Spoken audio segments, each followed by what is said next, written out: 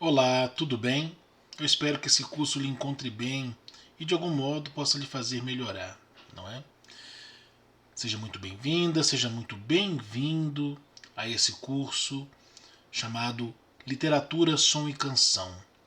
Meu nome é Felipe, neste curso eu sou seu professor e essa é a nossa aula de número 3. Bom, estamos chegando ao final do nosso módulo, né? Na verdade, é o nosso último módulo de estudo. Até aqui nós fizemos um percurso falando sobre a função da literatura na história, de maneira bem resumida. Depois, na segunda semana, nós estudamos as questões de sentido e de presença, né?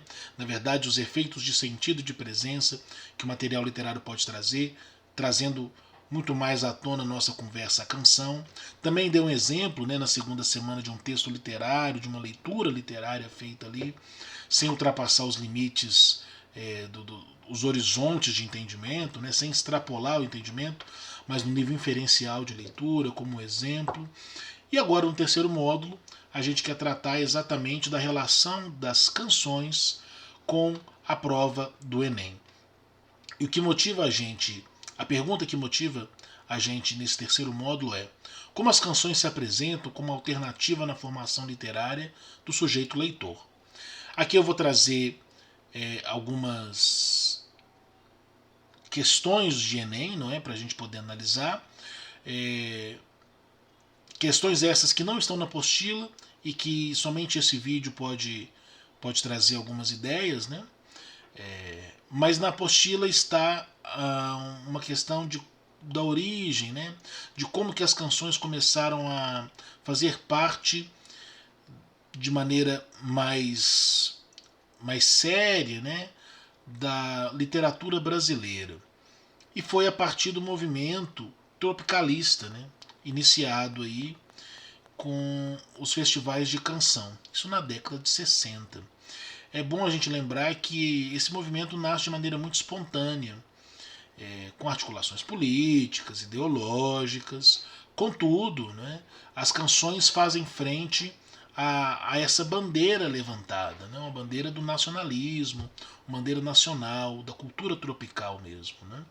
E a gente tem como os expoentes maiores aí Caetano Veloso, Gilberto Gil, os Novos Baianos, Tom Zé, não pode se esquecer, né? Torquato Neto e tantos outros que vale a pena a gente conhecer a história e as contribuições literárias, sobretudo no campo da canção. Caetano Veloso e Gilberto Gil eu acho que deve ser conhecido a maioria de vocês que está nos assistindo agora. Né? E vale a pena a gente conhecer sim, tem muita coisa rica e boa. Bom, esse panorama já é dado no curso, né? Em que mostra os festivais de canções, né, no e-book do curso, e os festivais de canções estão citados lá, mais ou menos explicados. E eu queria tratar aqui nessa aula, para que a gente pudesse complementar com o e-book, de como essas canções são tratadas no Enem, já que esse é o objetivo do curso, não é?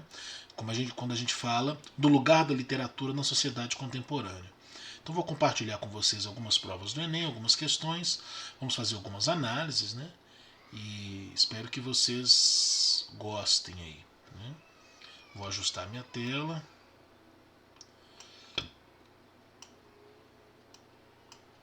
para que eu possa estar aqui no canto enquanto a gente conversa um pouco sobre isso. Bom, muito bem. Então a gente tem aí uma prova do Enem de 2015, né, tirada do site do INEP. Eu fui lá no site do INEP, tirei essa prova. E eu queria trazer para vocês aqui, na verdade essa é de 2020, não é? A de 2015 está aqui, mas eu vou trazer, embora apresentei aqui de 2020, vou trazer primeiro de 2015. Né? E eu queria trazer para vocês aqui a prova de linguagens. Bom, a primeira questão da prova de linguagens, depois das provas de língua estrangeira, né, inglês e espanhol, é uma questão que já trata desse ambiente musical, trata do rap, do break, não é? Então você já tem aí uma questão que traz esse envolvimento aí da canção nas provas do Enem. Não nos interessa aqui nessa análise perceber qual é a resposta certa e tal, uma vez que o gabarito, né, já está disponível e tal, e nem analisar as questões como um todo. Mas é perceber que, a partir dos nossos conhecimentos em canção, a gente pode melhor lidar com o tipo de literatura que cai no Enem. Você vê que a gente tem uma prova formada por poesias, né, por questões, por trechos narrativos e por canções. E não são poucas não. Olha essa aqui. Essa aqui é uma música do Luiz Gonzaga, chamada Assum Preto. Né? E nessa questão aqui vai ser trabalhado a questão regionalista, né? Ou melhor, de uma variedade linguística regionalística. Então uma questão de léxico, né? De morfologia, enfim. Só que o que nos ajuda, tendo conhecimento um pouco, né, de canção, numas questões como essa, é exatamente contextualizar de onde sai. Né? Sabendo quem é Luiz Gonzaga, da onde que ele vem, de onde que ele sai, qual é a sua história, né, pode nos ajudar a responder essa questão aqui. Embora ela seja bem linguística, né, não é uma questão destinada ao ensino de literatura. Caminhando um pouco mais pela prova, a gente vai até a questão 115. Essa questão é muito legal, muito interessante. Vale a pena a gente deter o nosso olhar um pouco sobre ela antes da gente partir para uma próxima prova. Aqui diz o seguinte, né, a música é Iaô, e é uma música... bom, aqui explica, né, a canção Iaô foi composta na década de 1930 por Pixinguinha, em parceria com Gastão Viana, que escreveu a letra. Então eu tenho aqui, a gente não tem o material de áudio, né, não dá para a gente fazer análises como nós fizemos no segundo módulo desse curso, não aqui na prova do Enem, mas a própria introdução já nos apresenta essa ideia. Pixinguinha, e é bom saber quem é, não é? É um pilar aí da música brasileira, do choro, da música instrumental, inclusive o autor da canção considerada a canção do século, né? Que chama-se Carinhoso, Meu Coração, Não Sei Porquê, e assim vai. Bom, sobre essa música Iaô, aqui na verdade é tratada apenas a letra, vai perguntar. O texto mistura o português com o iorubá, língua usada por africanos escravizados trazidos para a África. Ao fazer uso do iorubá nessa composição, o autor. E aqui vai para a intencionalidade, não é? A maneira como ele compõe, misturando iorubá e português, tem uma intenção. E aí vai trazer aqui as respostas certas, né? Ou as alternativas e uma das respostas certas. O que vale para a gente aqui é entender, não decodificar, né, achar a resposta certa nesse caso, mas entender que existe por parte do Enem uma cobrança na análise textual dessas canções. O Enem ainda se pauta no texto, obviamente, porque não é uma prova multissensorial, né? Não se é possível ainda escutar canções diante do Enem. Nessa prova de 2015, e aqui a intenção é fazer um paralelo mais ou menos de uma distância de 5 anos, né? 2015 e 2020 são as provas selecionadas, eu contabilizei com aquela questão do rap, não é? Mais ou menos 5 questões que envolvem canção.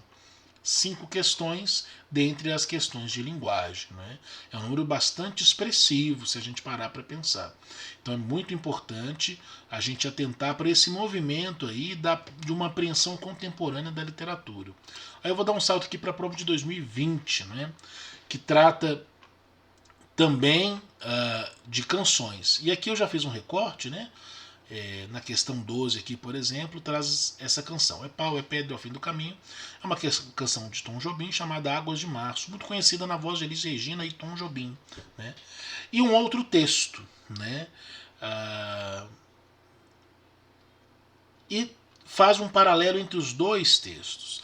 É interessante que aqui, né, é uma pergunta relacionada ao panorama cultural brasileiro. Então, na verdade, ele busca afirmar que, ao situar a composição no panorama cultural brasileiro, o texto 2, ele situa essa aqui, né, destaca, ele busca então que o leitor compreenda o porquê que essa canção, né, conforme esse texto aqui, se insere no panorama cultural brasileiro. Mas eu quero chamar a atenção aqui para uma outra canção muito interessante e muito contemporânea.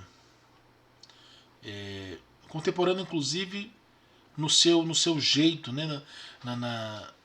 Na sua formação por completa, que é a melodia, a harmonia e o ritmo, né?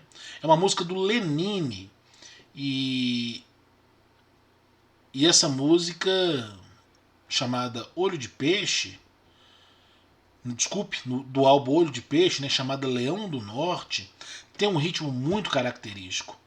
Uma pena que o Enem vai trabalhar, é a questão 21, tá? Uma pena que o Enem vai trabalhar apenas com a questão da letra. Apenas não, porque a letra é extremamente rica também, né? Mas o ritmo dela diz muito. Muito possível de fazer uma análise tão rica quanto aquela que nós fizemos das canções trabalhadas no módulo 2. E aí a pergunta vem: o fragmento faz parte da canção brasileira contemporânea e celebra a cultura popular nordestina.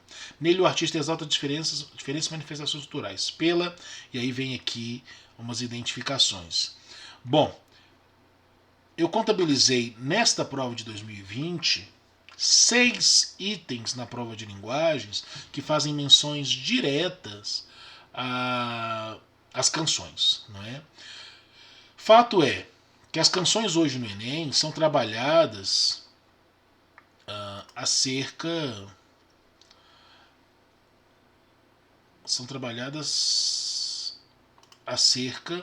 Deixa eu voltar minha tela aqui, né?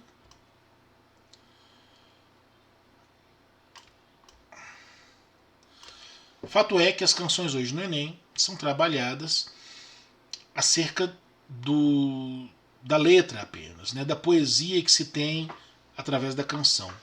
O intuito desse curso aqui foi tentar mostrar que, mais que o sentido da letra, se tem também o sentido da harmonia, da melodia e do ritmo juntos, né? E todos esses elementos que formam a canção brasileira significam, ressignificam, emocionam, fazem impactar, marcam vivências e por isso trazem efeitos de sentido, porque nós atribuímos um significado àquilo, e efeitos de presença, porque aquilo impacta de algum modo. E seja qual estilo for, não é? Do rap ao sertanejo universitário, do funk à música clássica, nós conseguimos de algum modo atribuir às canções brasileiras leituras literárias que podem enriquecer o nosso repertório. O meu desejo a você é que você tenha feito um bom curso, faça agora as atividades finais, não é? Para que você possa receber seu certificado. E também qualquer comentário e acréscimo, enfim, crítica, é muito bem-vinda de sua parte, né? Comunique-nos com relação ao seu gosto ao curso, né? Faça a sua avaliação. Ela é muito importante para nós. Fique à vontade, né? Para colocar exatamente o que você achar necessário. O que esse curso quer deixar como mensagem final é que a leitura de fato nos faz mais inteligentes. Se não nos faz mais inteligentes, nos torna mais interessantes. E ela de fato tem essa capacidade de humanizar, assim como as canções. As canções podem cumprir esse papel. Né? O nosso curso é curto, é pequeno, mas vale a pena a gente mencionar aqui muitas canções que formam a gente literariamente. Quer um exemplo de crônica cantada? Vai escutar Vanderly, vale a pena, não é? Artista mineiro, infelizmente já falecido, né? Mas que cantou tantas crônicas aí, tantas crônicas produzidas por ele, não é? E não é o único, né? Tantos são os cantores e cantoras brasileiras que conseguem imprimir a arte literária através do seu canto. Bom, esse curso também é uma homenagem a esses compositores que nos brindam com essas obras e façam que a gente possa refletir, pensar e refletir. Muito obrigado a você que nos acompanhou até aqui.